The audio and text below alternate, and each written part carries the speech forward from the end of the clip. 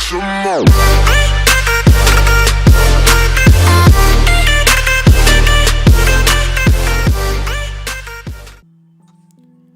Yo, what's going on, people? Izzy Max here, back for Season 3 of the MDL. This is just the preseason kind of breakdown where we're going to go through some of the new things we're doing this season and some of the coaches, draft order, and divisions. But I am joined, as always, by Matt and Ryan. How you guys doing? Doing good. Ready for next season. Awesome. Yes, indeed. Season 3, let's go. Yes, so leading off, we do have the Red Division, aka the Bloodbath Division from last season. Things have kind of changed a little bit since me and Matt did in 1 and 2 respectively. I am the lead of the Red Division, Matt is the lead of his division, which kind of plays out a little bit oddly because Jessica cannot be in my division since we share a switch. So we went ahead and moved Ryan back over with me, and those are going to be the two constants that you're going to see. Next up, we have John coming back. We'll get to that in the draft order. Or actually, Ryan, why don't you go ahead and talk about John? He's coming back. Yeah, we're excited. So, John is coming back. Super pumped. He's Johnny in the Discord with the Arceus. For those of you who aren't familiar, he is a very seasoned player. He's been playing for a very long time. Really creative. He had a very strong season 1 in the MDL. We're super pumped to have him back. Sure. Definitely one to watch out for. Yep. Next up is Grant. This is one of the newer coaches we're not too familiar with other than Dan. And this was Dan's front office last season, so we at least know that he knows how to build.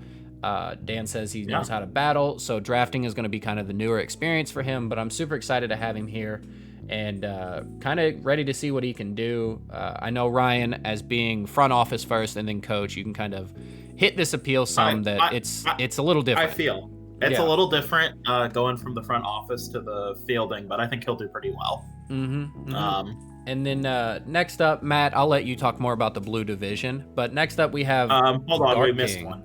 Did we? Izzy, Yep, Ryan, we missed Brock. Oh yeah, Brock we're going down the order. Yeah. So we have Dark King coming back. He had kind of an off season last season, but we are expecting him to bounce back. He did finish second in season 1, so I am hopeful that he'll return to glory. And then next up, Ryan, go ahead. We have Brock coming back. Yeah, Brock is primarily a singles player who runs another league that we used to run ourselves, actually. He kind of took the reins on that. Brock placed, I believe, top 4 his first season. Yes. First season of the MDL. Really good player. Very excited to see what he does here. Definitely a big contender for this upcoming season as well. Yep, and then from last season, one of our most improved players, we have Burst moving over from the blue division to the red division this time. And I just hope they continue to really improve just like last season, and I'm hopeful that that'll happen. So moving over to blue division, Matt, why don't you go ahead and take the lead on this one? Sure. So starting off the blue division, we have both of our MDL champions, myself, the reigning champion, and Jeff, season 1. So again, it's the two of us kind of taking the lead here on blue division. Excuse me. After that, we've got Hunter, Dan, Tay, and Toxic all returning playoff contenders from season 2. They're no doubt out for some blood. They all had good, very good seasons in their own right last time. So I do expect good good things from them. And then our final new player, Dina, is one of my friends that I brought in. She has several years of VGC experience in Generation 7 and 8. She has a lot of draft experience. I would not be surprised to find her being one of the better players this upcoming season. So, but other than that, I will let her battles speak for themselves. For sure. I know she was saying that this is her first time doing anything by herself, draft wise. So I'm excited to see where that goes. Yeah, she has experience with multi-battle drafting, and I think that'll translate very easily. I think it's a little bit, and she has regular VGC experience too, Right. like I Yeah. said. So I don't Right. think this is So, going to be a problem for her. No. And it's a no, lot I don't easier to either. transition from multi-battles to VGC rather than the other way around. Yep. Facts. Because there are fewer constraints. You don't have to deal with. You have all of your mons switching into whichever slot you want. You don't have to deal with rotating Dynamax. So I think it's going to be generally easier for her making that transition. I often liken that transition to like when you're playing multi battles. It's like you're training with weighted training clothes or something like that, and then when you're in PGC, you're like, oh, I can do all these cool things. Whereas in multi battles, I'm more restricted, and it just feels kind of freeing, and it feels like the game's almost easier. So Oh, for sure. I think she's going to have a perfectly good time in VGC draft. Oh, for sure. One thing I want to poke fun at Hunter a little bit. You're kind of on a spotlight now because you no longer have horse. For people who don't know, Ice Horse. Horse was Last banned. year, we did vote to ban it this season. So Hunter's not allowed to saddle up and ride that thing into playoffs. So I'm excited to see. So he'll draft Spectre instead. Yeah, yeah, there you go. There you Ride go. that horse. But no, I'm just kidding. I just wanted to poke some fun at him. But moving on, those are our divisions. Very happy. The season's going to kind of run like it did last season, where there's going to be 3 out-of-conference games, and then everybody will play everybody in their respective conference. But moving on, we do have the draft order. So we're going to go down one line, down to the other, and randomization gave Burst the first overall pick. And I actually think this is very fitting. Other than Dark, who got the second pick, these two had the lowest record. Not saying anything against their play style, but it's kind of fitting that you get the lowest record, you get the highest pick. Like I said, this was completely random, but I am very excited to see where these two coaches put their teams for their first pick, because it's going to be a huge kind of first pick for them. Next up, we have Toxic and John, Hunter, Dina, Ryan, Matt. You two kind of getting the middle again, which Not the worst possible isn't slot, great. Number 7 of 14. Yes, and then we move to Love that. Grant, Tay, Jess, Dan, and then me and Brock rounding out the wheel. Last season I was dead last, so I just move up one slot, which I prefer the wheel, so that's fine with me.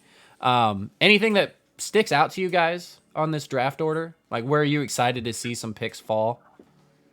Yeah, Yeah, I hate it.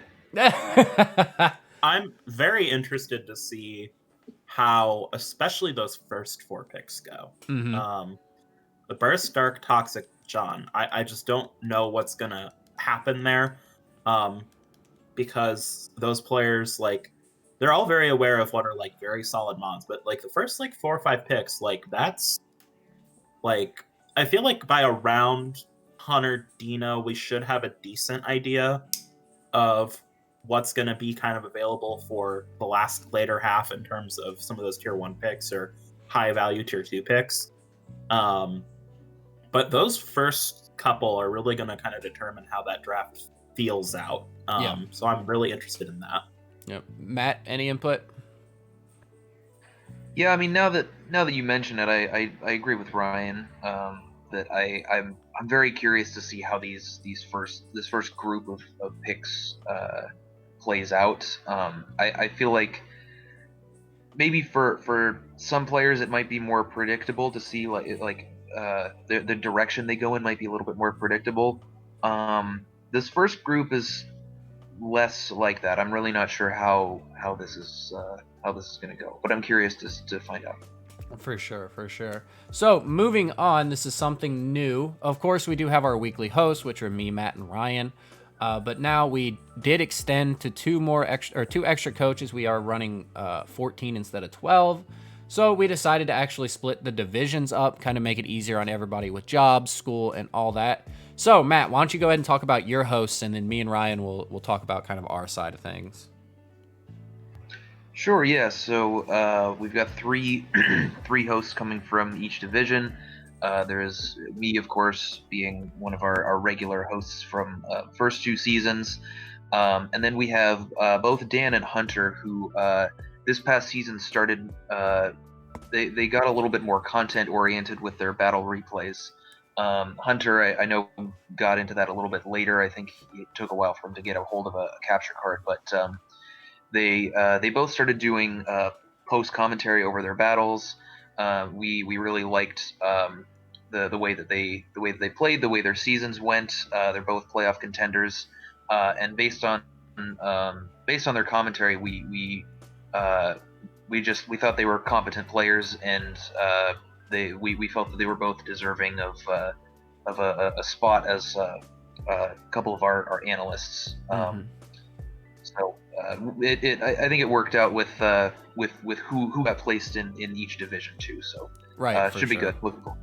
Yep. Ryan, I've talked enough. Why don't you go ahead and talk about the red division? Yeah, so red division, Maxwell and I still together, as always. Apparently.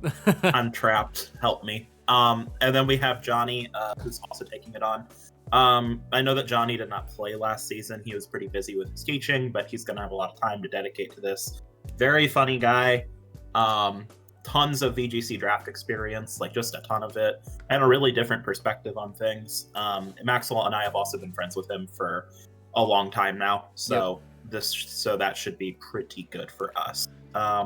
Real quick, I do want to talk a little bit about how these weekly hosts are going to be integrated, if that's okay, Maxwell. Yep, I was getting ready to, so go ahead. Okay, so how it's going to work is that for weekly, there will be 2 videos posted, both to Maxwell's channel. There will be a blue division breakdown and a red division breakdown video. The preseason power rankings are actually just going to be the 3 of us. It's just going to be same as usual. It'll be Matt, Izzy, Max, and I doing the preseason. Then when we get into the regular season, we'll do those weekly 2 videos. After that, for power rankings, we'll actually be doing all 6. So we do a week 3 and a week 6. All six hosts will be doing the power ranking videos together. And then for out of conference, we'll go ahead and post which games are covered in which out of conference, but we'll be mixing up the weekly hosts. Right. So you might get like me, Hunter, and Dan, or Ryan, Hunter, and John. Like it's just going to be random for those last 3 weeks. Yeah, which we think will be fun. By that point, we'll be hurting for a little bit of variety there. So we think that this will be really good. We're hoping this format works out, and we're happy to hear feedback on it after the season's done. But we thought that this would be a good way for the 3 of us to save on work quite a bit. Yeah. Because we don't have to watch every single replay for 14 coaches. And this also helps us with a little bit of division of labor, because these are a little more intensive than you might think. Yep. Matt, any thoughts? Nothing left. Looks good. I'm excited for the new format with the new group of weekly hosts, and I'm excited to start playing season 3. Yep. A little bit of announcements now. We are in the middle of doing our re-tiering with nomination and votes. Those will end at midnight tonight. So if one of the coaches are watching this and you haven't voted or nominated and you still want to, make sure you get that in. Those do end at midnight. There's already been a couple tier changes, which I think some of them are potentially huge. But other than that, I'm excited to see where the season starts. Matt, what are the dates for the start of the season, the draft and the season? The draft is going to be taking place on Saturday, May 22nd. And then we have a small gap in between the draft and week 1, partially just in case the draft happens to go slow, maybe to give people a little bit of extra prep time. We'll also be posting our preseason power rankings during that time. That too, yeah. So and then the first week will be the week of June 7th. That'll be a Monday. Although we did discuss we're gonna have that weekend prior available for people to do their battles in case they want to get their week 1 battle in a little bit early. That's totally fine. But that will end on Saturday, June 12th. Yes. So that'll be the end of week 1 there. And for our new coaches, just because this will come up in the Discord, obviously, but just worth mentioning, for the new coaches, for the preseason power rankings, we actually take what you say into account. We literally average where everyone has placed everyone. So we'll actually be asking you for a personal power rankings in order to make our own, because we're just basically going to objectively see what the league thinks at the start of the season, more or less. Yep. We may move like one slot number wise if it's close, but that's actually never happened before for the preseason. No. Last little bit of info. The weeks are from Sunday to Saturday. The week does end on Saturday, just so we can make sure all the games are done and ready for our breakdown on Sunday. If you do need an extension, because it's happened before, all you have to do is ask. If I don't hear anything, it becomes a forfeit for whoever didn't ask and whoever isn't being the one who's communicating. So that's just a little tidbit. Weeks do end on Saturday, not Sunday. So yeah. Other than that, I think I am done. You guys got anything else? That'll be all. Best of luck to everybody, especially our new coaches. Yep, good luck. Season 3, I'm excited. All right, I'm excited too. See you guys in the next one. Peace.